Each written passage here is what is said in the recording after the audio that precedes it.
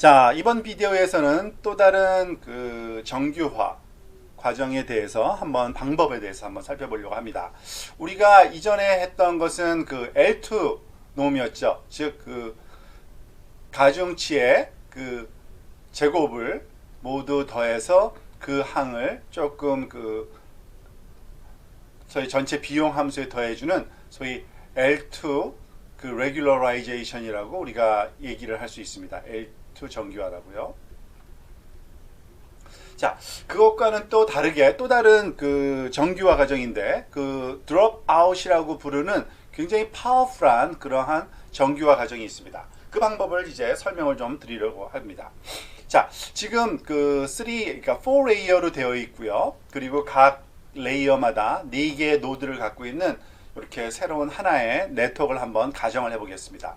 그런데 이 네트워크를 그대로 훈련시키는 게 아니라 drop out이라는 방법은 다음과 같은 방법을 채택합니다. 각 층마다 예를 들어서 우리가 확률적으로 0.5 정도의 확률로 그 노드를 즉 꺼버리는 겁니다. 즉 예를 들어서 동전을 던져서 하면은 그 앞면과 뒷면이 확률이 반반이니까 어느 노드를 킬지 끌지를 매번 우리가 판단할 수 있겠죠. 그와 같은 방법으로 또 똑같은 방식으로 또 두 번째 레이어 그리고 세 번째 레이어도 마찬가지로 0.5 확률로 그러면은 지금 노드가 지금 빨강색으로 이렇게 되어 있는 거는 그 노드를 꺼버린 겁니다. 노드를 꺼버렸다는 얘기는 그 노드로 연결되는 소위 가중치 값도 들어오거나 나오는 거 다 제거해야 되고 결국에는 각 그 층마다 아까는 소위 이 개수가 또 4개, 4개, 4개였던 게 2개, 2개, 2개로 이렇게 그 작은 크기의 뉴럴 네트워크가 형성된 걸 알 수 있습니다. 이와 같은 방식으로 그 모든 훈련 자료에 훈련시킬 때마다 그 다른 네트워크, 작은 네트워크로 대체하는 그러한 방식을 drop out이라고 생각하시면 되겠습니다. 즉, 그 얘기는 뭐냐면 지금 이 훈련 자료가 지금 여기서 예를 들어서 이것이 그 입력 훈련 자료에 예를 들어서 첫 번째 훈련 자료일 때에 지금 소위 랜덤하게 셀렉트 돼서 지워버린 그러한 네트워크가 되는 거고요. 만약에 우리가 X2라는 두 번째 훈련 자료가 들어오면 또 다른 그러한 확률로 다른 노드가 없어지는 그러한 방식으로 훈련을 하게 됩니다. 이게 왜 정규화 효과가 있을까 한번 생각해 보면 랜덤하게 우리가 네트워크 자체를 매번 좀 작은 크기로 만들어주는 효과가 있는 겁니다.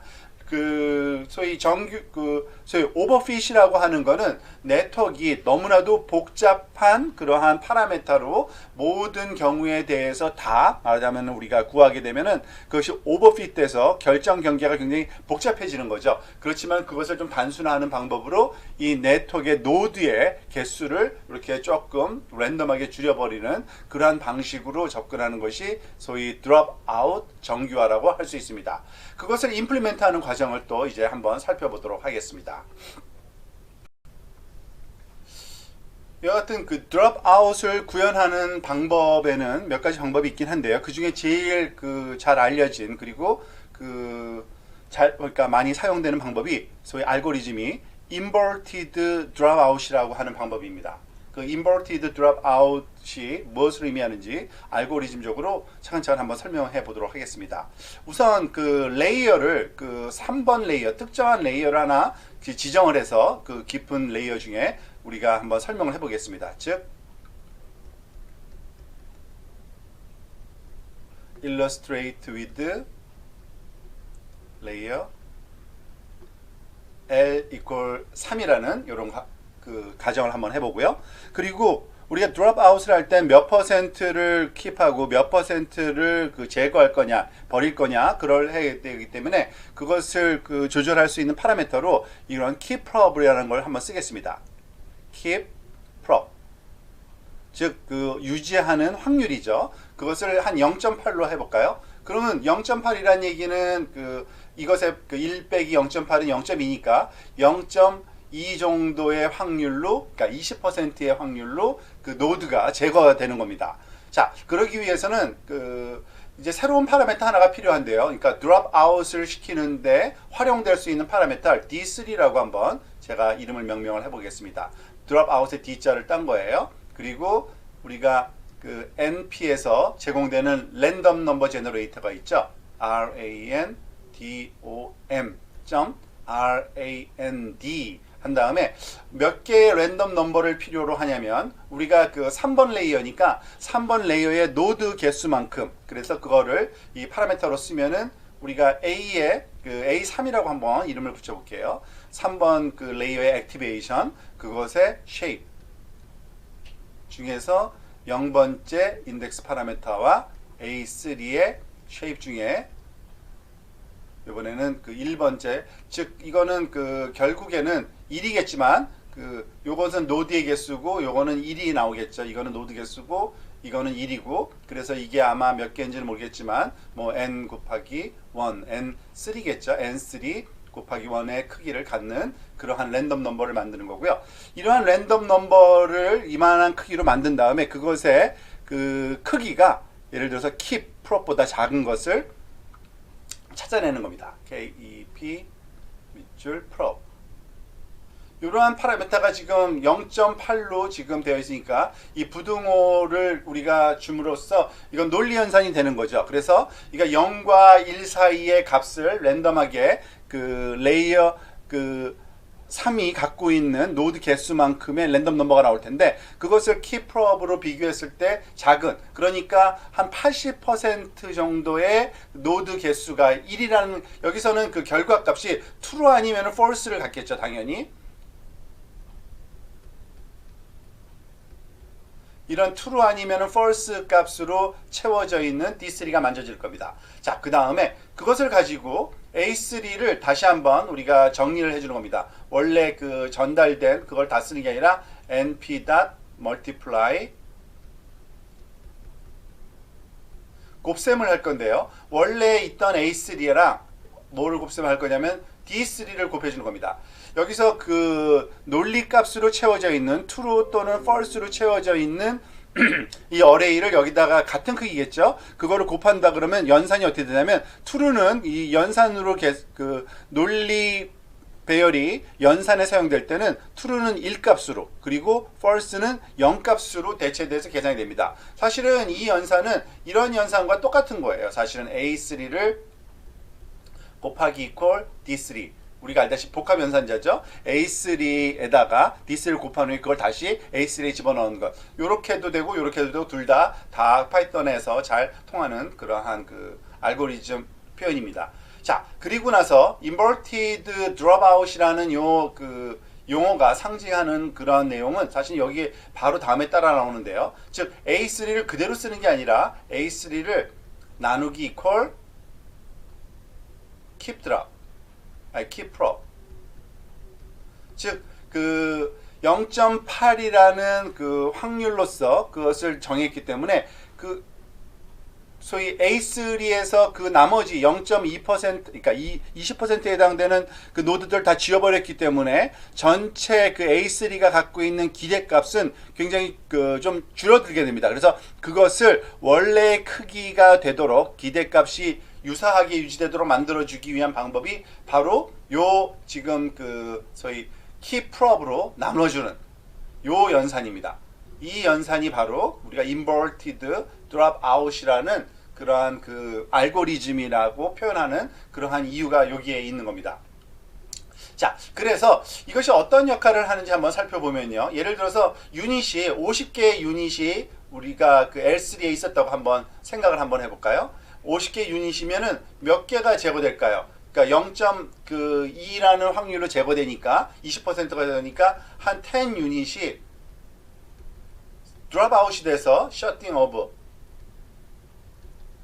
즉 꺼져버리는 거죠. 유닛 10개 정도가. 그렇게 되면은 우리가 요 그 L3에서 L4로 레이어 4로 넘어갈 때 우리가 어떤 계산이 일어나냐면은 G4, 그러니까 네 번째 레이어의 G 값은 W 그 4값 곱하기 그 A의 3, 즉 이전 레이어의 액티베이션 값이죠. 그리고 더하기 B3, 이런 식으로 연산이 수행될 때 U4겠죠. 죄송합니다.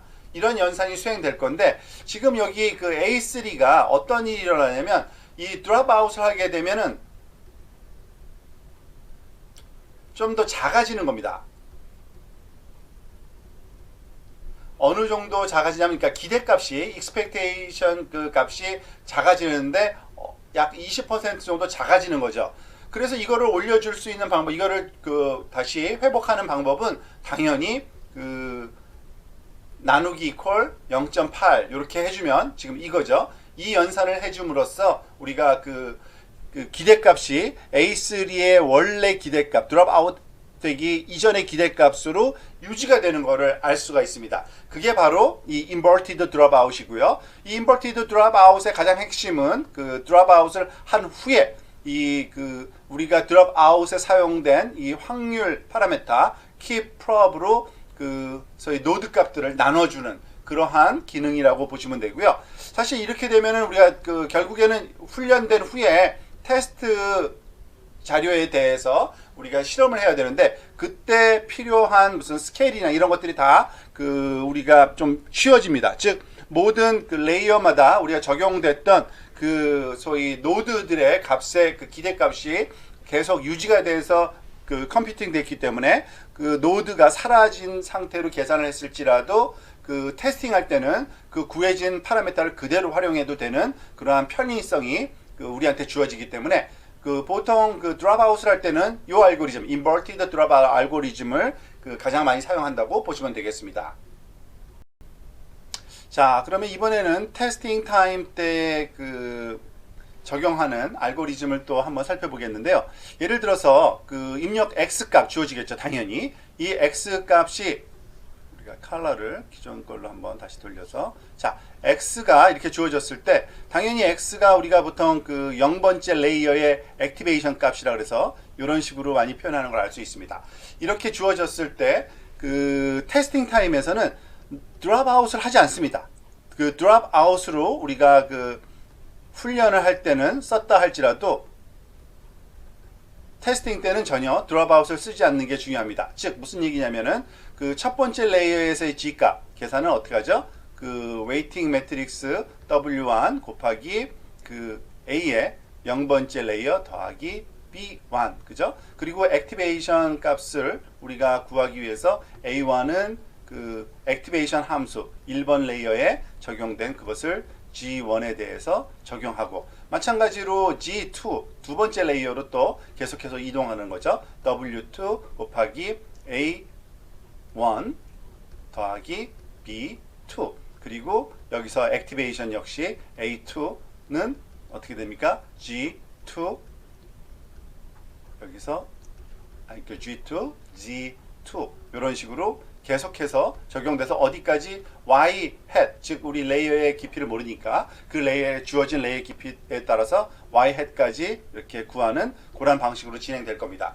그 이때 전혀 드롭아웃을 쓰지 않는 게 굉장히 중요합니다.